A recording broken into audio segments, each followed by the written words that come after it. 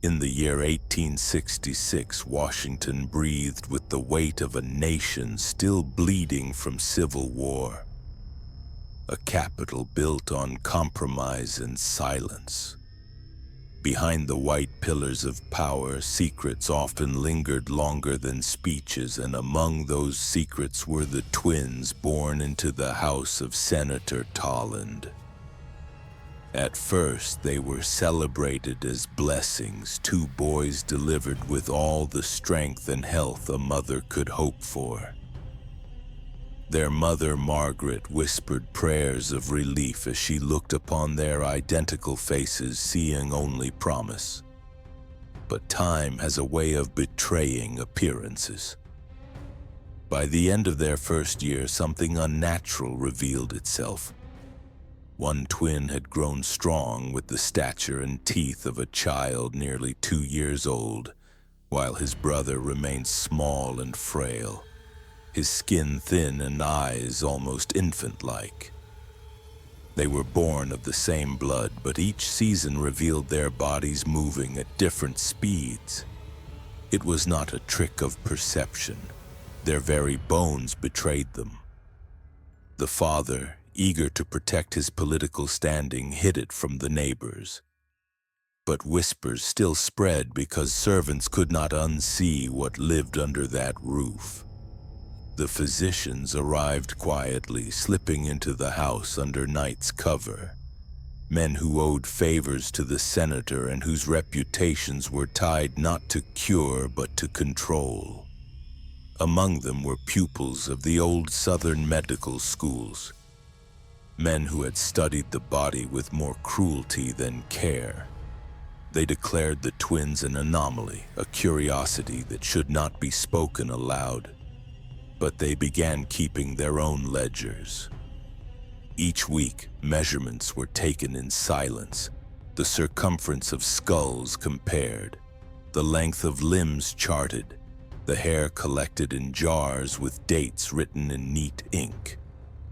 The mother wept when she saw what was being done, for the children were not treated as sons but as specimens. Her protests were dismissed as weakness, and she was told that Providence had marked her family for knowledge. In the dark of her room, she whispered that it was a curse, not knowledge, for what God would split time across two children and watch them devour each other with their very years. The faster-aging twin cried often, not with hunger but with pain. His bones ached as though they were growing faster than his flesh could carry them. His knees bent unnaturally, and his skin cracked at the joints, leaving wounds that did not close. He screamed through the nights, and servants swore they heard his cries shift in tone as though the voice of a child was being dragged upward into the strained timbre of a boy years older. Meanwhile, his brother, small and thin, barely moved at all. His breath was shallow, his heart quiet, his hands cold even in summer. He aged too slowly, a body trapped in infancy, though his eyes seemed to know far more than his mouth could ever form. Physicians began to speculate in hushed tones that if one boy consumed years too quickly, the other must be hoarding them, storing life like a miser, creating an imbalance not meant for men to study but for men to fear.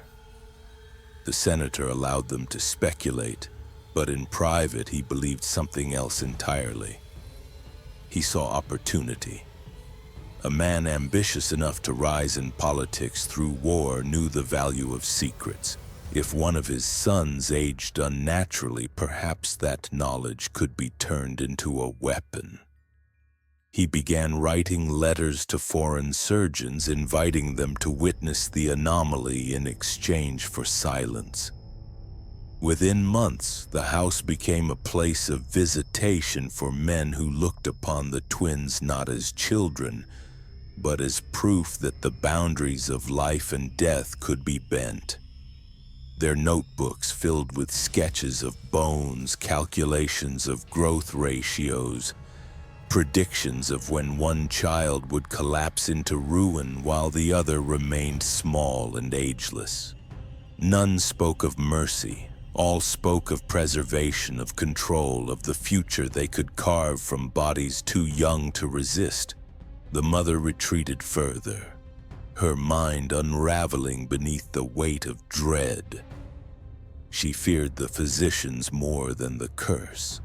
She heard their mutterings late at night through the floorboards, words about balance, about whether the years of one could be stolen to feed the other, about cutting, draining, and weighing.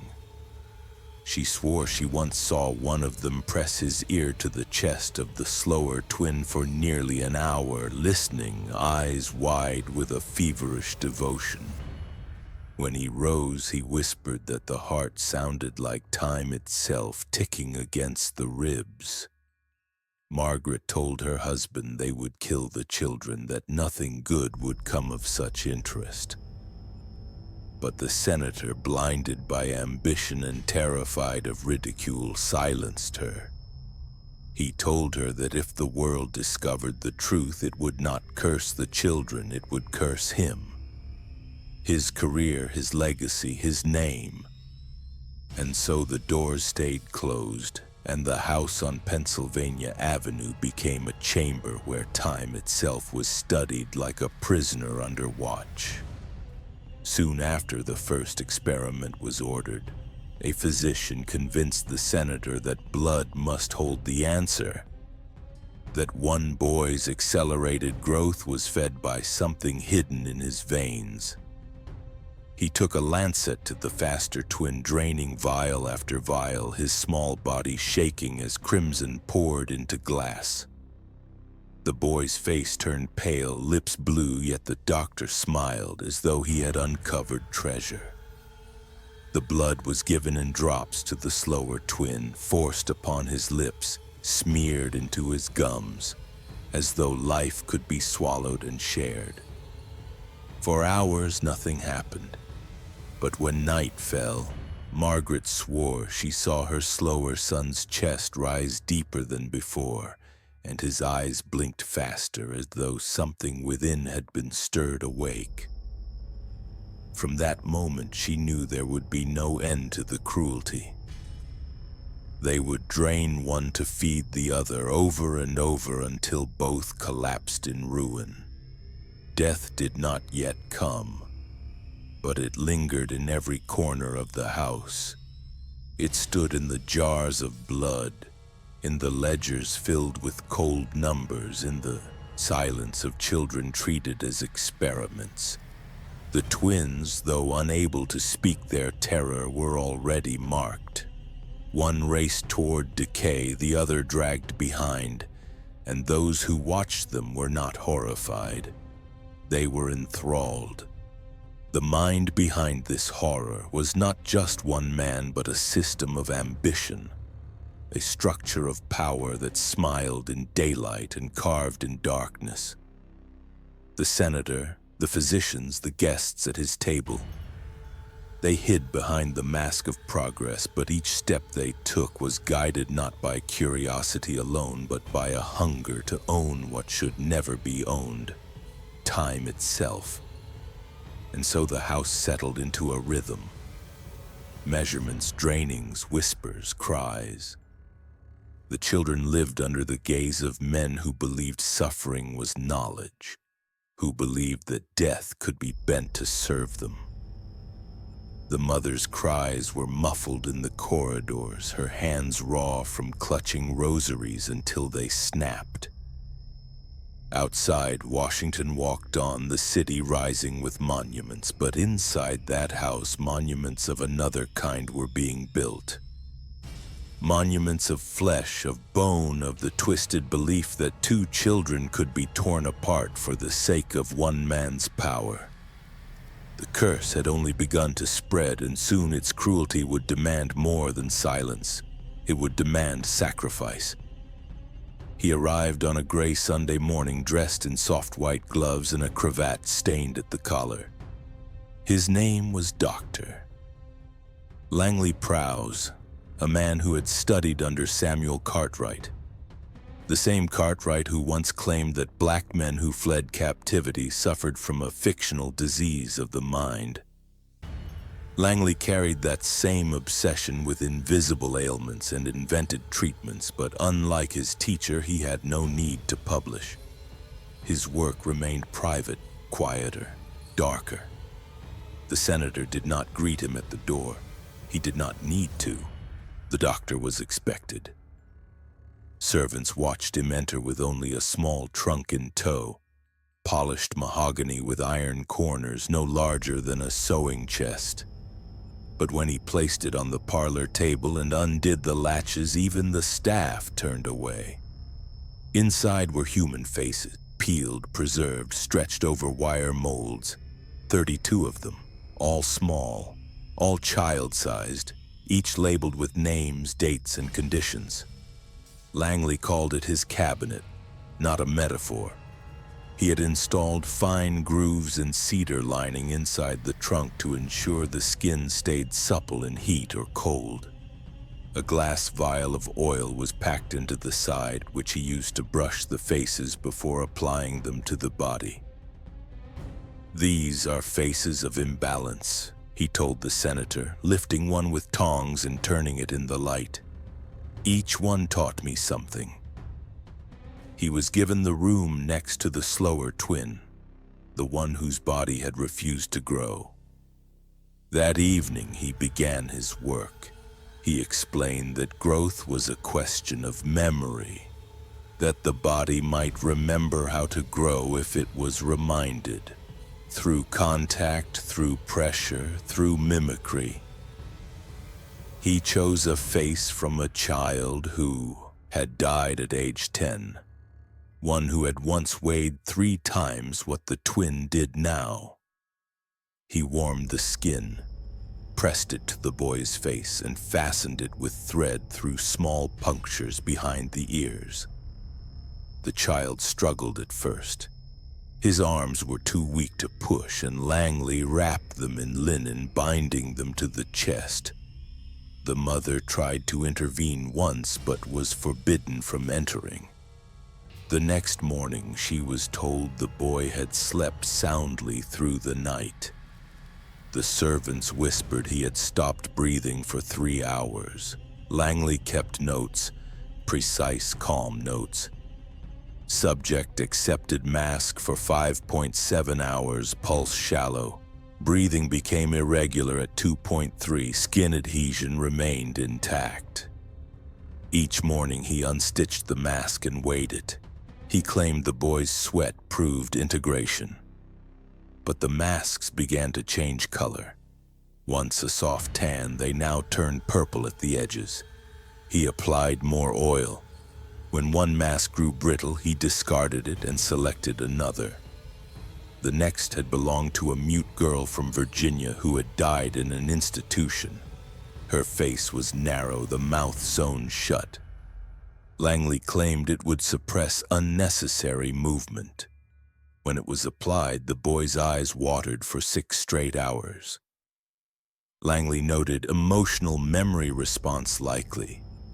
The senator, when told, asked only whether progress had been recorded.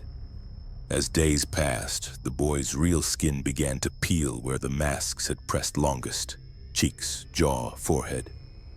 The top layer blistered, then flaked, revealing raw red beneath. Langley declared it evidence of response. The mother wept when she saw her son's face. "This is not him," she whispered. "This is someone else wearing him." But even she could not stop it. The senator had full legal authority. And in 1866, there was no law against what Langley did, only whispers. Servants left. Some claimed they saw the boy walking the hallway in the night with the mask still stitched on, unable to call for help. They said he moved like someone trying to remember how. In his ledger, Langley began referring to the boy not by name but as the receiver.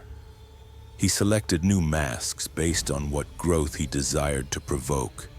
A mask from a child with wide jawbones for bone structure, one with deep-set eyes for skull expansion, one with dimples to stimulate facial muscle memory. Each night, the twins' identity was pressed beneath someone else's death. Each morning, a little more of his original face refused to return. He stopped responding to touch. He no longer turned his head when called. Langley wrote, "Subject may be achieving equilibrium." The mother began drawing pictures of the boy, not how he looked, but how she remembered him. She taped them to the walls of her room. Eventually, she taped them to his. Langley removed them. Obsession with original form impedes treatment. At night, when the house was quiet, the slower twin began humming. Soft, broken sounds through a dry throat. The noise disturbed the other boy, who by now looked almost skeletal despite his age. He begged his nurse to make it stop.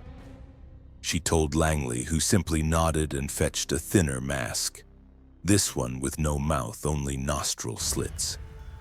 The humming stopped, and in its place, silence returned like a guest who had never left. When one of the masks finally slipped during removal, part of the twin's cheek came with it. Not just skin, tissue. Langley wrote that it was unexpected but encouraging. He cauterized the wound and resumed application. He claimed that the face must shed old identity for growth to begin.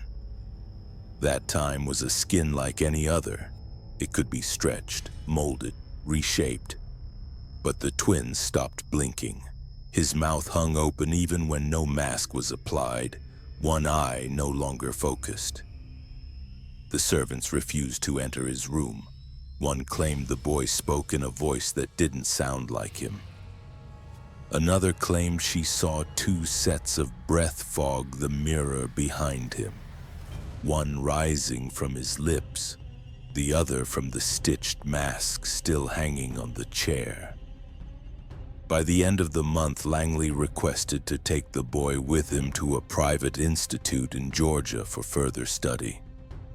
The senator hesitated. The boy had become too useful. Guests were intrigued. Medical men offered grants. But the mother screamed when she heard. She threatened to burn the cabinet. That night, the house locked its doors tighter. The cabinet was moved to the cellar. Guards, paid servants in name only, stood by the twins' door with rifles. But no one came to take him. The body was no longer the boy they remembered. The cabinet of faces had claimed him. What remained was not child or patient or even victim. It was a shape waiting to be filled. A vessel for growth, yes, but not life. Langley did not leave. He requested more bodies. New materials, he said. The skin must match his rhythm now. The senator agreed. Children from the almshouse were examined.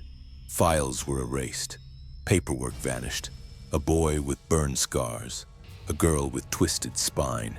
Faces chosen not for resemblance but for what they might provoke. And beneath it all, in the dark silence of his chamber, the slower twin, the receiver, waited for the next mask. Time had not moved for him. It had folded. And now it wore another child's skin. It began with the shaking. The faster twin, once merely advanced in years, now moved with unnatural rhythm. Hands twitching, spine bowing too far forward, breath coming in short, sharp pulls that no longer matched his chest. He was aging too fast, they said. Too fast for the skin to keep pace, too fast for the joints to hold. His bones grew brittle but long, his hair thinned but multiplied, and his eyes, dark, swollen, always open too wide, seemed to hold something older than the boy himself. Dr. Langley Prowse, still operating under the senator's protection, claimed the child's body was producing an excess of something unseen, not blood, not bile, but what he called temporal fluid, the very essence of life progressing forward. He believed that if it could be slowed, extracted, reduced in quantity, then the child might be preserved at the threshold of collapse rather than plunging beyond it. He compared it to fire that must be dampened before it burned through the frame. He ordered instruments forged specially. Silver, long, hollow, sharpened to such precision that they left almost no incision. They were polished until they gleamed like bones under moonlight, each one no thicker than a knitting needle, but with tips like points of starlight. Dozens were made, then sterilized in heated milk, not water. The milk holds memory, Langley explained. The blood listens better after it. He had them inserted along the boy's scalp first, pressing through the soft skin behind the ears, the temple, the base of the neck. The child screamed, his hands clawing at the air, fingers bent at angles that seemed dislocated. The noise filled the house, traveled through the floorboards, rang through pipes. His mother threw herself at the door. It had been bolted. The needles were placed in careful patterns. 9 at the skull, 14 at the spine. Another 7 pressed just beneath the ribs, grazing organ walls but not piercing. Langley moved slowly, measuring the boy's pulse with every insertion. When the child convulsed, he noted the number. "Reaction confirms theory," he wrote. "Excess must be drawn through nerve-aligned corridors. All life follows lines." Blood did not pour but oozed, thick, blackish. Slow, it was collected into small vessels of etched glass. Later, those vessels were hidden behind the library wall, a shelf that did not exist on the architectural plans. The boy's voice began to fail after the 7th day. He had screamed every hour, often in patterns, high, then low, then a long, terrible moan that seemed to carry into the marrow of the house. But something in his throat broke. One evening he opened his mouth to cry and nothing came.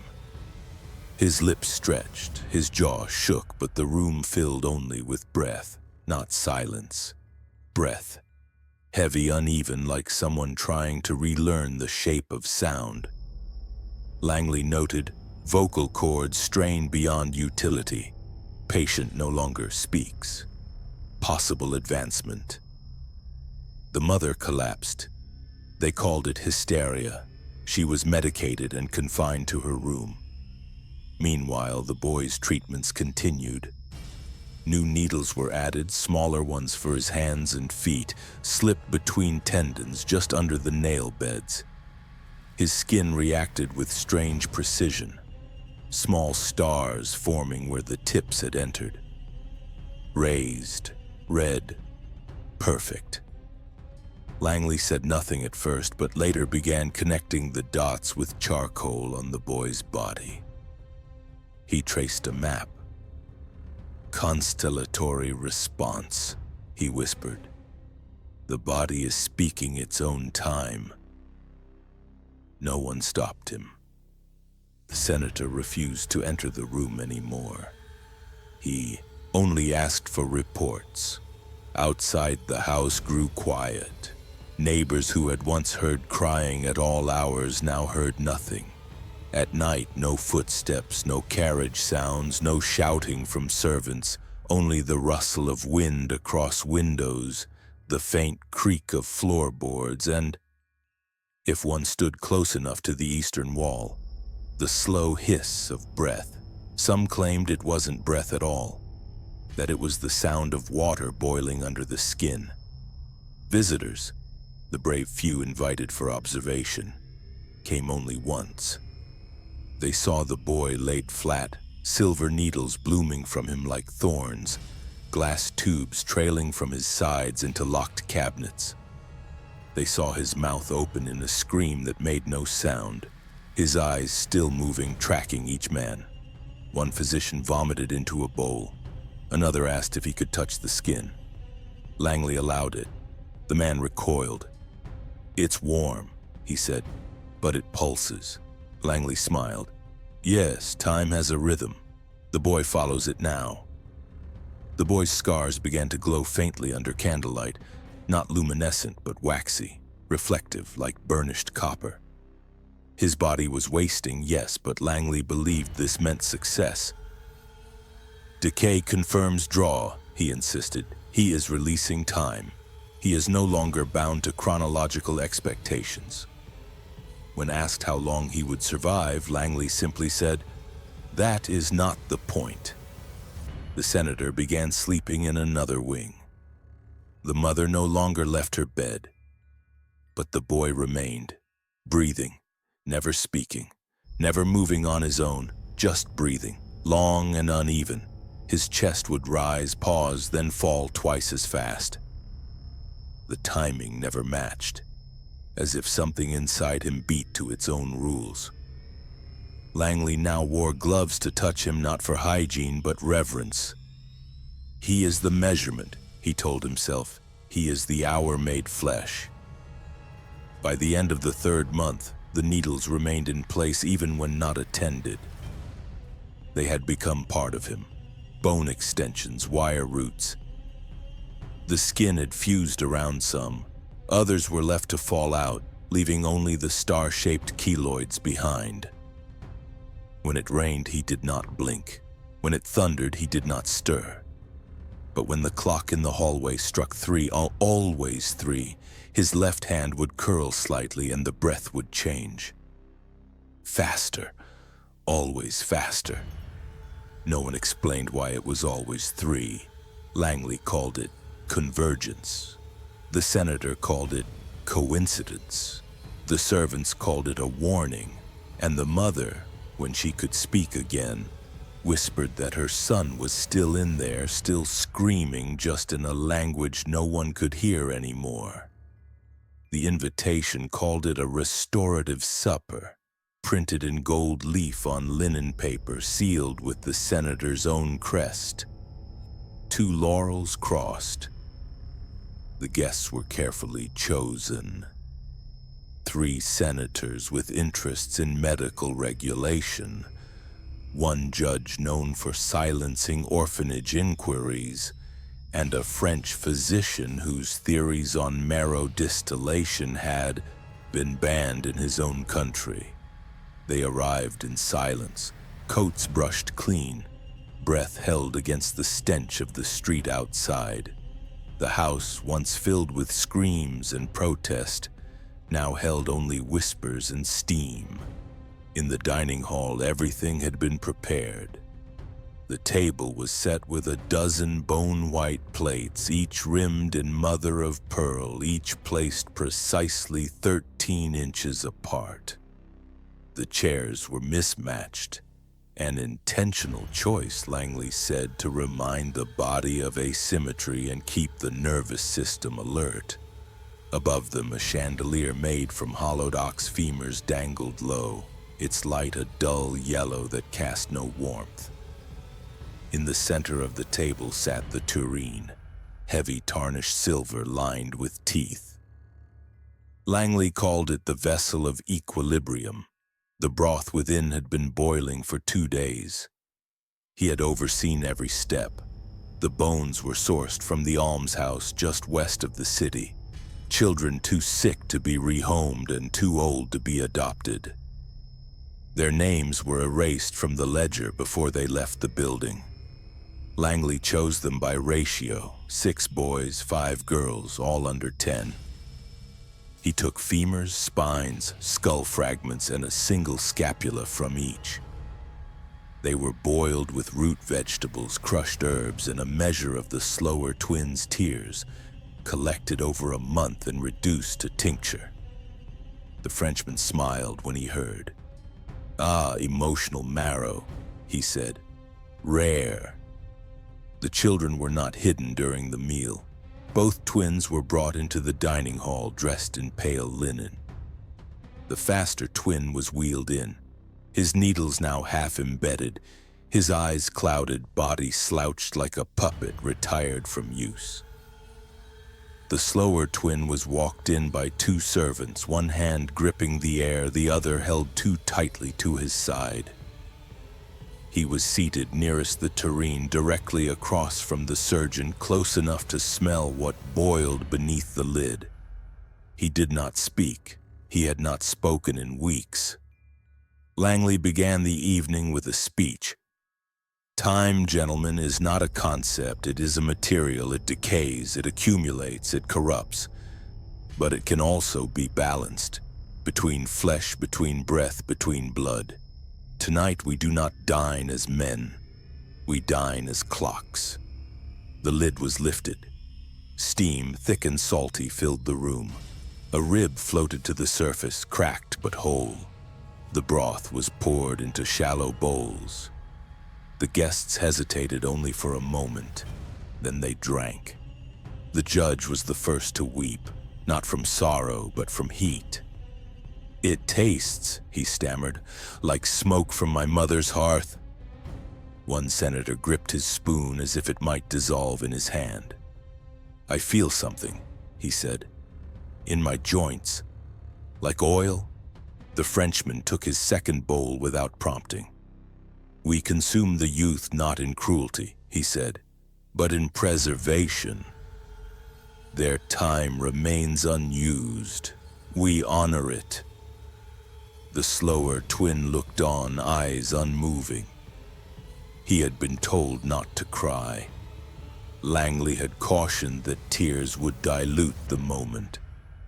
As the meal continued, the guests began to sweat. Their skin flushed, their pulses quickened. Langley took notes as he observed their shifting posture. Straighter backs, brighter eyes, knuckles that no longer cracked when clenched. The broth had done its work. He offered small vials of marrow concentrate as party favors, promising they could be warmed over flame and inhaled for clarity. The senator toasted with one. "To balance," he said. The Frenchman whispered something in Latin. Later that night, the twins were returned to their rooms. The faster twin had not moved during the entire supper. His eyes had twitched once, and Langley recorded it as a likely neural echo. The slower twin had wet himself. No one cleaned him until morning. He stared at the wall until sleep came, and even in his dreams the sound of spoons scraping bone echoed like teeth grinding in a mouth too full. 3 days after the supper, the almshouse submitted a new census. It was incomplete. 11 children were marked as transferred to another facility, but no records of such a facility existed. When a midwife inquired, she was told the records had been misplaced during clerical cleaning. She did not ask again. A nurse who spoke out found her belongings moved to the basement. She was told her services were no longer required. She did not return for her final pay. Rumors spread among the poor, of wagons that arrived at night, of children let out with pillowcases over their heads, of bones found in ash bins behind the city kitchens. Some said it was typhoid. Others said it was God punishing the unwanted. No one said it was the senator. No one said it was the supper. The house on Pennsylvania Avenue remained untouched, its windows always closed, its smoke always rising straight and thin. Langley wrote in his final entry for the month. The broth induced mild hallucination in 1 subject and temporary clarity in 4. Subject F-3, Judge, has requested a long-term supply.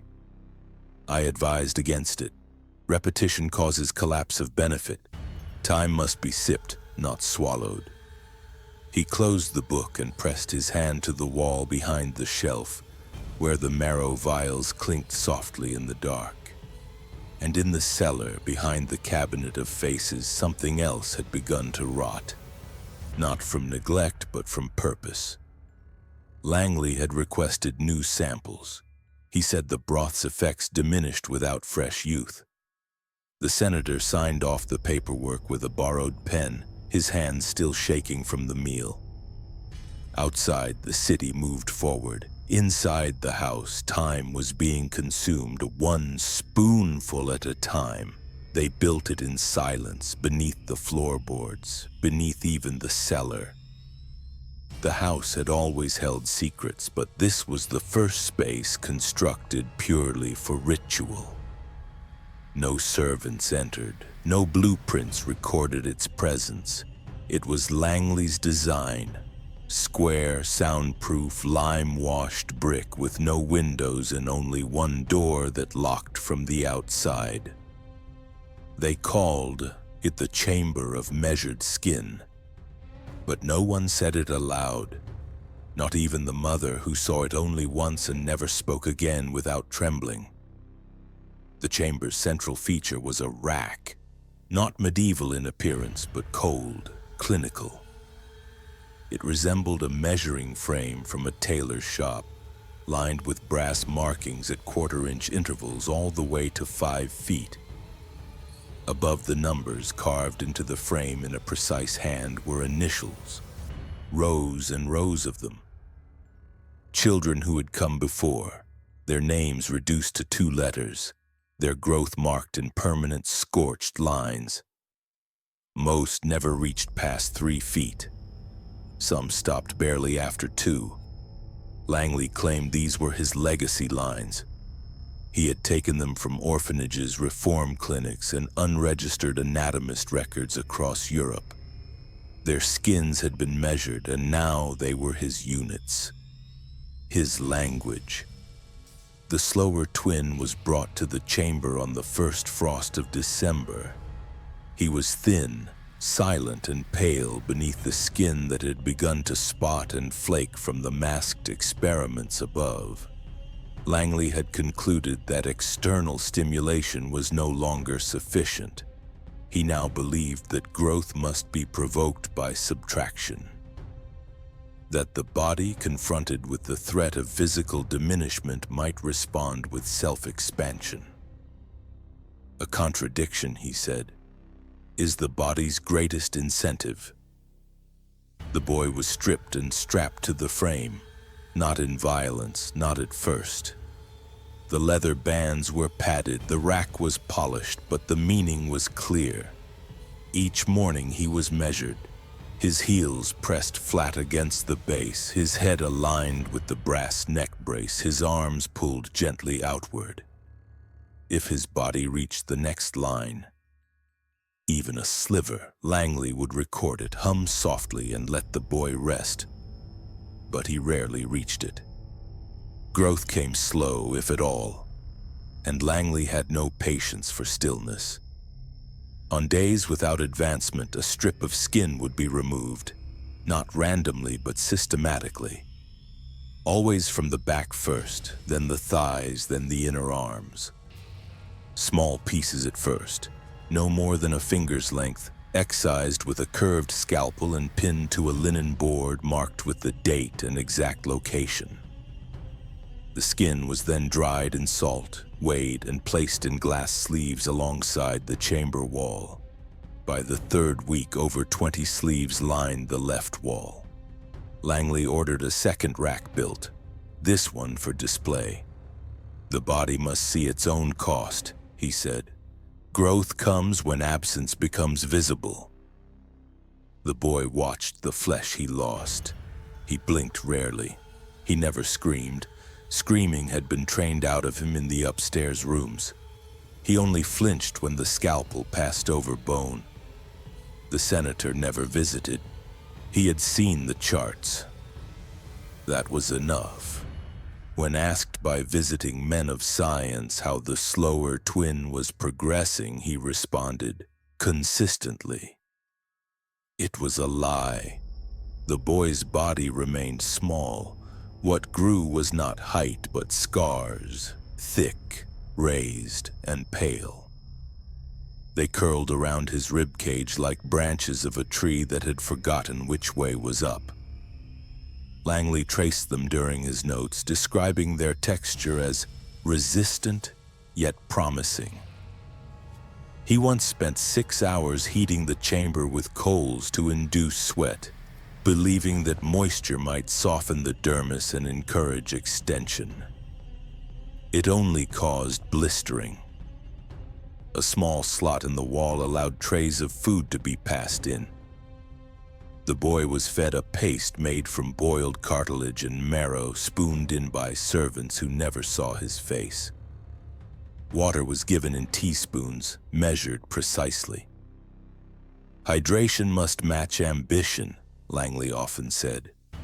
A damp cloth was pressed to the eyes each night, not for comfort, to keep them from sealing shut. By midwinter, the chamber had changed. The skin on the walls had dried to parchment. The air smelled faintly of iron and vinegar.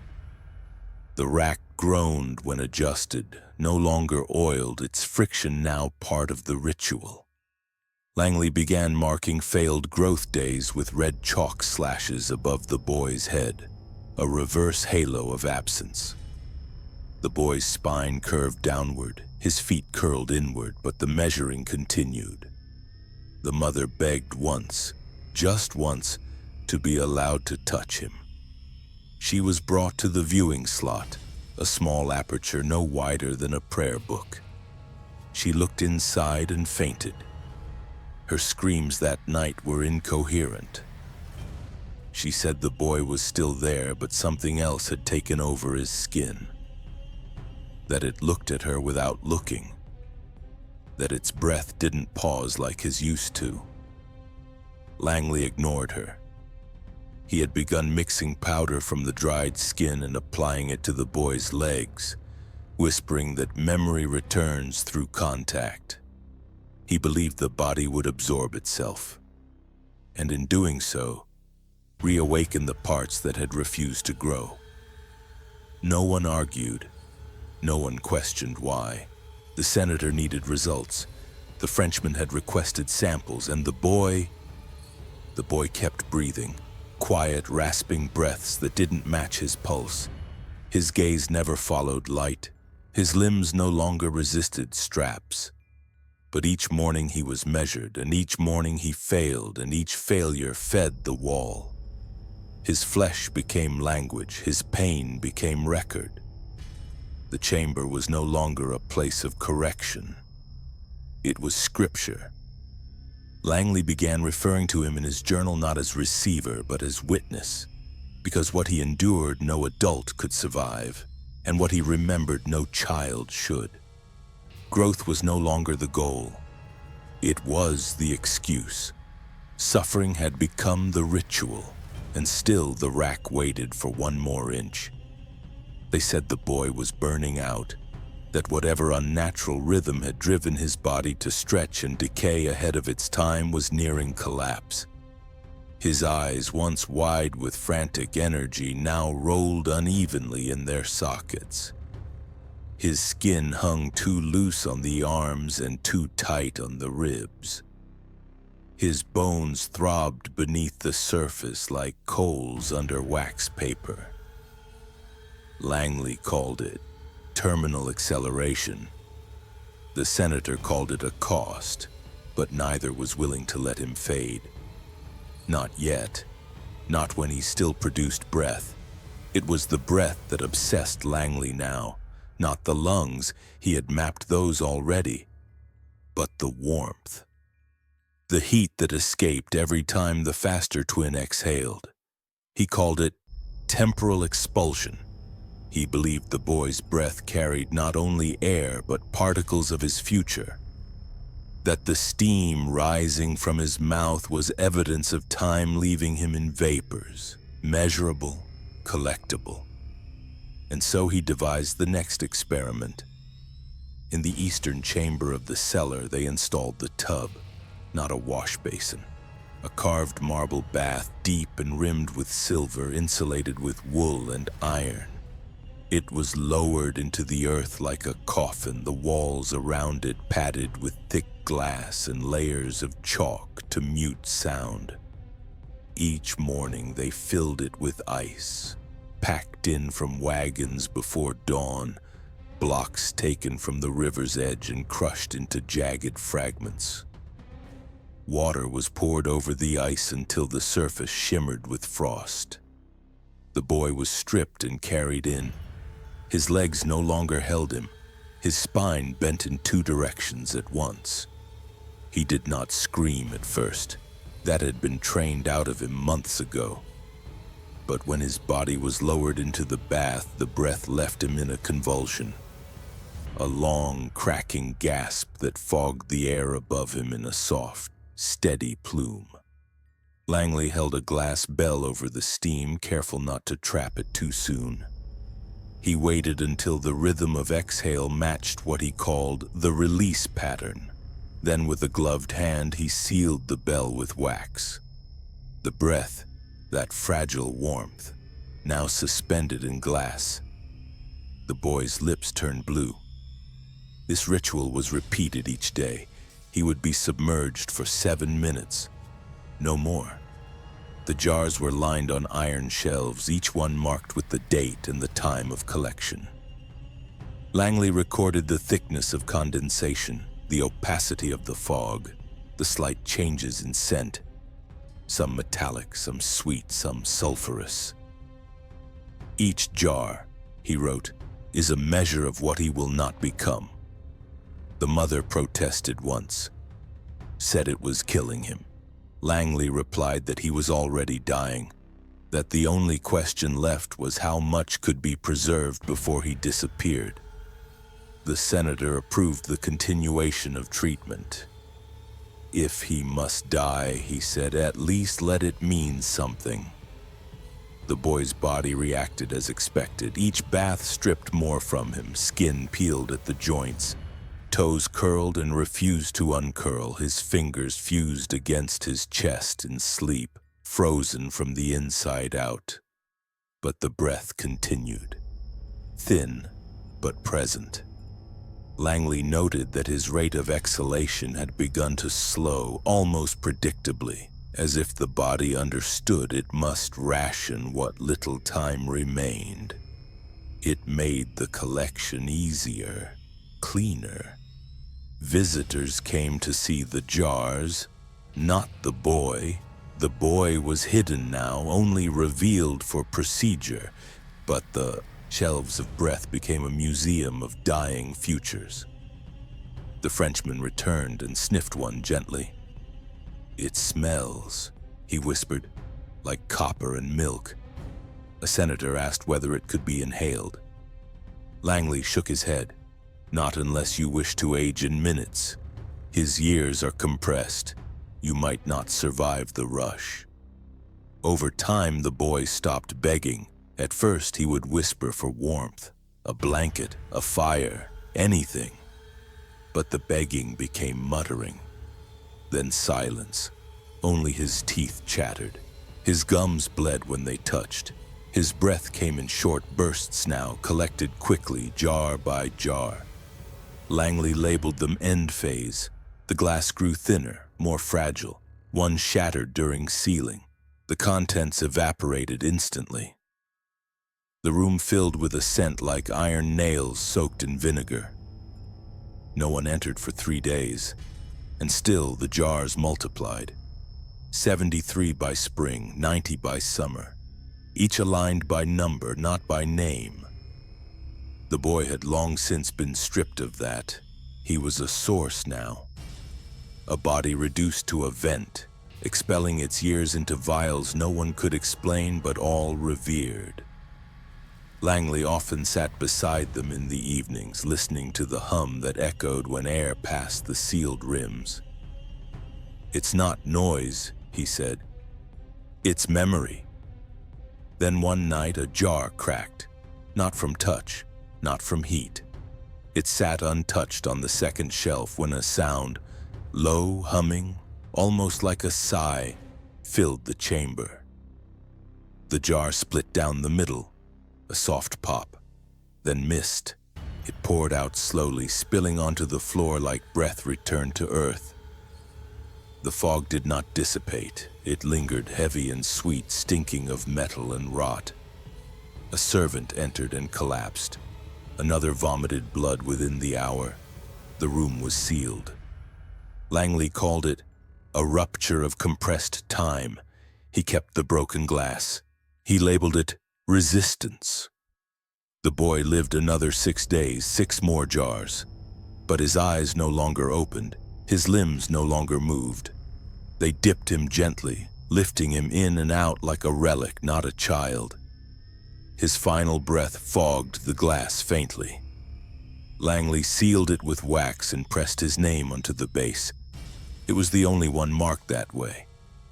The chamber was closed but not forgotten. The jars remained. Some still fogged, some still glowed faintly in the dark.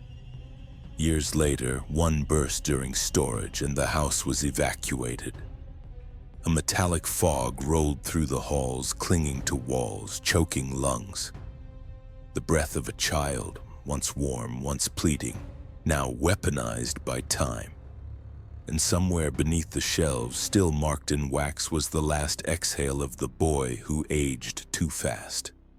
A life trapped not in memory but in vapor. By spring, the mother no longer spoke in complete thoughts. Her sentences drifted unfinished. Her eyes followed people who weren't there. She scratched at her sleeves until the fabric thinned.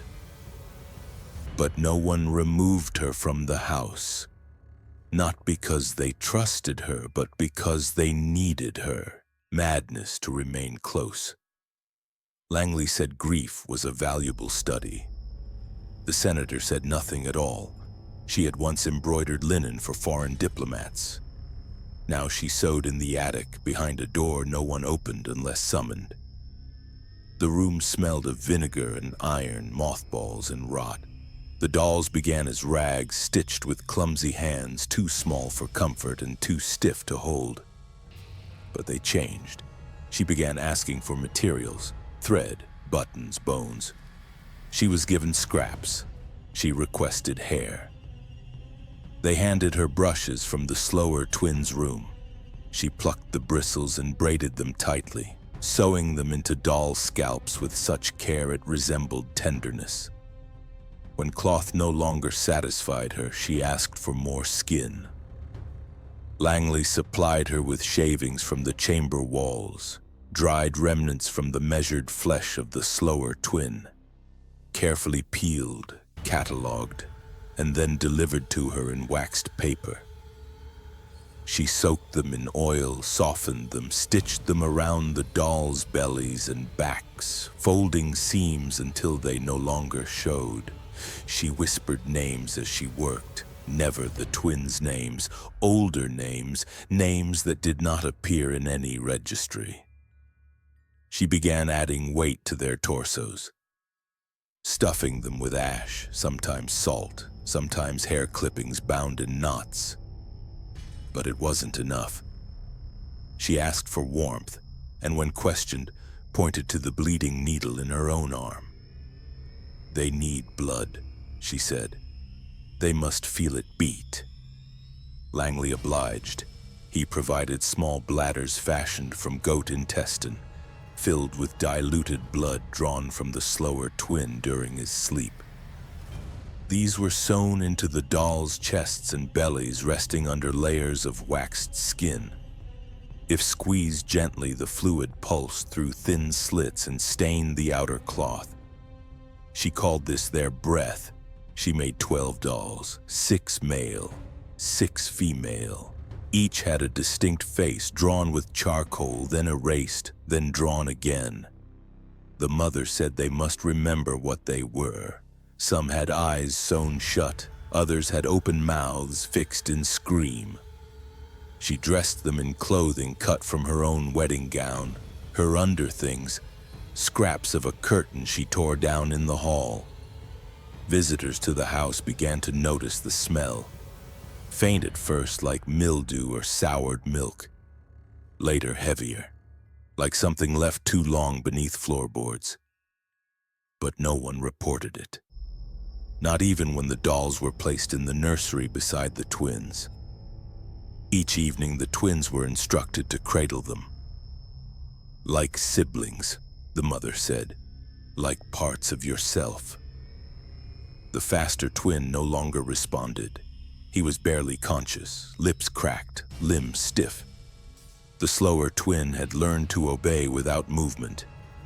He held the dolls in his lap as directed, fingers twitching slightly when the cloth grew warm. When one of the dolls tore at the seam, releasing a slow line of brown-tinged blood, the mother screamed, not in horror, but in mourning. "You killed her," she hissed. "You were told to be gentle." Punishment followed, not from Langley, from her. She dragged the boy's hand across the seam of the broken doll, pressing his fingers into the open cavity. "Feel what you've done," she whispered. "Feel what should have stayed alive." The boy didn't cry. He hadn't cried in weeks. She marked his forehead with the blood, then stitched the doll back together with red thread tighter than before. Langley observed from the stairwell. He took notes. Maternal regression shows potential for psychosomatic feedback. Surrogate siblings may induce neural proximity. He began timing the sessions, measuring the boy's pulse during contact, tracking the rate of breath when the dolls bled. The results were unclear, but the rituals deepened. The dolls were named during supper, not aloud. She carved the names into their backs using a butter knife heated over a candle. The words curled into the flesh-like skin, scarring it into permanence. "Names give them gravity," she said. "Without names, they float." One servant who found a doll under his bed the next morning refused to enter the house again. He claimed the doll bled on the pillow beside him. They told him he was imagining things, but the sheets were taken and burned. By summer, the dolls began appearing in different rooms. One was found in the library, perched on a ledger. Another on the senator's desk, stitched into a cradle made of legal parchment. A third was discovered hanging by thread from the chandelier in the guest room, dripping slowly onto the floor. Each time, the mother claimed no knowledge, but her sewing kit was always freshly used. The senator no longer slept in the house. He moved into his office downtown and sent notes by courier. He would not speak of the dolls, not even when asked. When one of the guests, a clergyman from Delaware, visited and accidentally stepped on a doll left on the stairs, he lost consciousness within an hour. He awoke screaming of mouths stitched closed from the inside. Langley made a note, then requested the mother build more. "There is power in proximity," he said. "The children respond when they are forced to remember." But what they remembered was never clear. The slower twin began twitching in his sleep. His lips moved with no sound. His arms curled inward as if protecting something small, something soft, something bleeding. One morning he was found holding a doll so tightly that its head had flattened. The bladder inside had burst, soaking his nightshirt in blood. He did not let go. Langley recorded it as a milestone. The mother called it birth, and the house, filled now with the scent of rotting salt, pressed flowers and dried blood, said nothing at all. It began in the walls, not with a scream, not with a burst, but with a slow, deliberate heat. The eastern corridor of the estate, where the breath jars were kept, hissed as if exhaling for the first time in years. The fire didn't roar. It spread like knowledge, quiet, calculated with purpose. It moved through the hollow spaces behind paintings and shelves, licking at old glue and human oils soaked into wood. The dolls burned first. Their waxed skins hissed, The stitched mouths curled open, the bladders inside releasing a last wet gasp before they cracked and blistered. Smoke thickened along the beams. The mother, asleep in her sewing chair, did not wake. She never screamed. The servants were the first to flee. By the time the flames reached the southern wing, half the staff had vanished into the fog-soaked lawn, coats covering mouths, arms gripping ledgers and heirlooms. Not children. No one went back inside. Not when they realized the fire wasn't chasing them. It wasn't fast. It was selective, slow, like it was waiting. Langley was found half-conscious near the ice chamber, breath shallow, hair singed, clutching a single jar still sealed with wax. His hands blistered around the glass. "I tried," he muttered. "It wanted air." He was dragged from the house by 2 orderlies. He would later claim the fire had a pattern, that it crawled up the walls in spirals, that it never touched the floorboards where the breath had been spilled. By the time the fire reached the lower levels, the smoke had already swallowed the stairwell. But in the basement, 2 floors beneath, the chamber of measured skin remained untouched. The iron door held, and inside both twins still lay strapped. The slower twin was unconscious, barely breathing, limbs loose, mouth slightly open as if mid-prayer. The faster twin, long since immobile, lay cold beneath his needles, eyes sealed with cloth, body slack in its final position. When the flames breached the floor above, something happened. The room warmed but did not ignite. The rack holding the slower twin trembled. The walls groaned. But the fire, upon reaching the entrance, recoiled. It moved around the chamber, circling, smothering the edges, but never entering fully. A priest later said it was as if the heat feared what waited there. When they broke down the door the next morning, after the flames had choked themselves to sleep, the chamber was humid, not scorched. The brass markings on the rack had melted and bent. The shelves of dried skin had curled and cracked, but the boys remained. The slower twin blinked once, just once, then closed his eyes. The faster twin did not burn. His skin had blackened, yes, tight as lacquer, flaked like obsidian at the joints, but it did not turn to ash. His body remained whole, preserved by heat, not consumed by it. The needles fused to his bones. The lines of inserted metal now ran like veins beneath the charcoal surface. A physician touched his arm and recoiled. "It's warm," he whispered. "Not dead, not alive, just still." They called in experts. Men from Baltimore, from Paris, from Vienna, men who spoke in low voices and refused to bring students. The body was examined for days. Cuttings were taken, but the samples refused to decay. Blood crystallized at the edge of glass. Hair turned brittle but did not fall. "We are witnessing the halting of time," one said. "Not metaphor. Flesh arrested." Langley insisted the preservation was due to treatment, that the jars, the breath, the ice, the needles, all had served their purpose. He declared it proof of theory. He was ignored. The senator ordered that the body not be buried. It was placed in a sealed box of glass and lead, kept in the remnants of the library which had somehow survived the fire with barely a scorch mark. The slower twin was not told. He was moved to a smaller room, alone, away from windows, given new clothes and a bed with iron corners. He no longer resisted food. He no longer stared when spoken to. His hands folded in sleep as though holding something that wasn't there. Over time, visitors came to see the box, scientists, clergy, lawmakers. None agreed on what it was.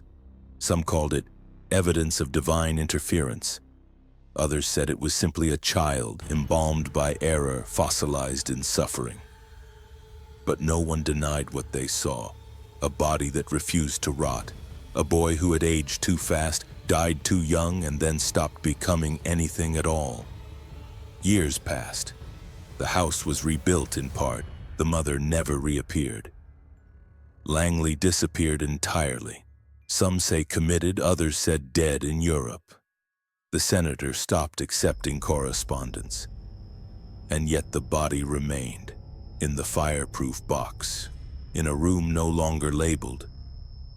Some said the house still smelled faintly of vinegar and copper. Some claimed to hear breathing in the walls, the soft clink of needles shifting beneath glass. But no one tried to open the box, not even when it was moved to a private institution. Not even when the institution itself closed and the records vanished. The fire had ended. But what it spared, what it chose to leave behind, lingered. A boy who did not burn, a breath trapped beneath lead, a room that stayed too quiet for too long. By 1880, the estate was quiet.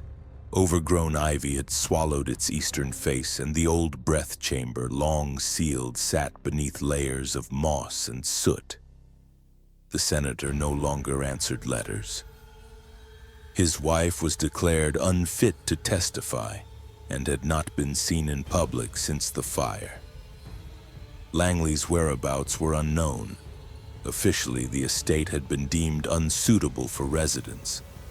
But inside, behind locked walls and shuttered records, something still moved. Not the children, not both of them, but the memory of their flesh. The remains had never been buried. The box, the one that held the Faster twins' preserved body, had changed hands. First to a Baltimore clinic, then to a private anatomical society in Boston. Finally to a traveling medical exhibition that claimed to study the material limits of youth. The body, still sealed in leaded glass, was reclassified. No longer a person, it was referred to as Form 27A. The needle scars were mapped, the fused cartilage catalogued, and when questioned by visiting physicians about its origin, the host would only say, he was prepared. It was around this time that whispers began to surface in government halls. Not about the boy, but about the growing number of private anatomical holdings appearing in lecture basements and private salons. Physicians were known to travel with preserved limbs of unburied children labeled as anomalies marked for study. No last names, no parental consent, just wax-sealed jars and numbered frames. Lawmakers in Washington, some of whom had once dined at the estate, began to worry. Not about the dead, but about visibility. If too many eyes turned inward, the wrong names might surface. And so quietly a proposal was drafted. The Preservation of Juvenile Anatomy Act. It banned the retention of deceased minors in private collections, exhibitions, or unregulated medical cabinets. The language was clinical, precise. It did not name the estate. It did not mention the twins, but everyone knew.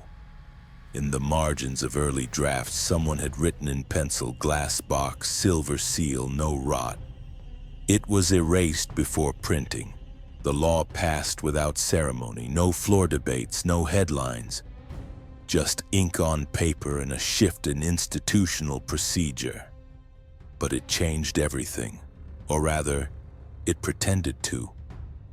The public was told that child remains must be returned to families, that burial must be registered, that no minor's body could remain educational material beyond 30 days without oversight. But in basements across the Northeast, the jars stayed. The boxes were hidden deeper. The labels grew more abstract. Subject X, temporal case, witness of velocity. And somewhere in those halls, it was never clear where, the slower twin remained. Not as a patient, not as a brother, but as demonstration. They said he had been stretched across a glass sheet for posture studies, that his tendons had been fixed in place with silk thread and his eyes sewn open to prevent atrophy. Medical journals referred to him as the compensator, a body that had absorbed absence. They diagrammed his spine, marked it with dotted lines. No articles cited a name. A rare few who attended those hidden lectures reported that the boy didn't seem dead, that his skin shifted in the light, that the sound of breath, soft, irregular, sometimes echoed when no machines were on. One surgeon swore he saw the corners of the mouth move during a thunderstorm. He whispered, the man claimed, not words, just remembering. He was dismissed as hysterical. Meanwhile, the families of missing children from the almshouse never received answers.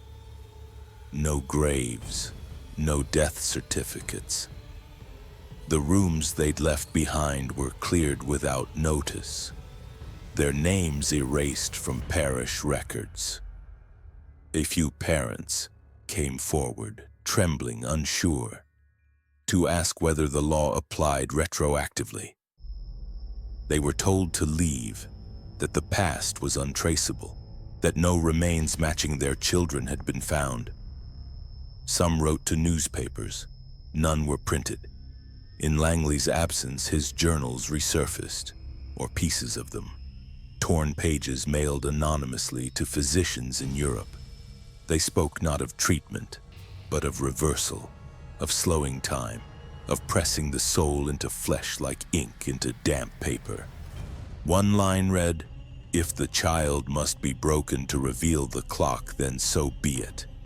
That line appeared in a Vienna lecture on pediatric neural suppression. It was quoted without attribution. The glass box containing the faster twin was never seen again after 1883. Rumors said it was stored in a vault beneath a private medical society in Connecticut. Another claimed it was buried beneath a sanitarium with no marker. A third insisted it had cracked, and that the smell that followed turned hair white and made one man deaf. None of it was confirmed, but the law held. No names, no prosecutions, just boundaries drawn around what would no longer be displayed in public. And so the twins vanished, not in fire, not in burial, but in statute. Their story became a rule. Their suffering became an amendment. Their faces, one too old, one too still, were folded into policy, preserved not in memory but in paperwork. The law changed nothing for them, but it kept the silence clean.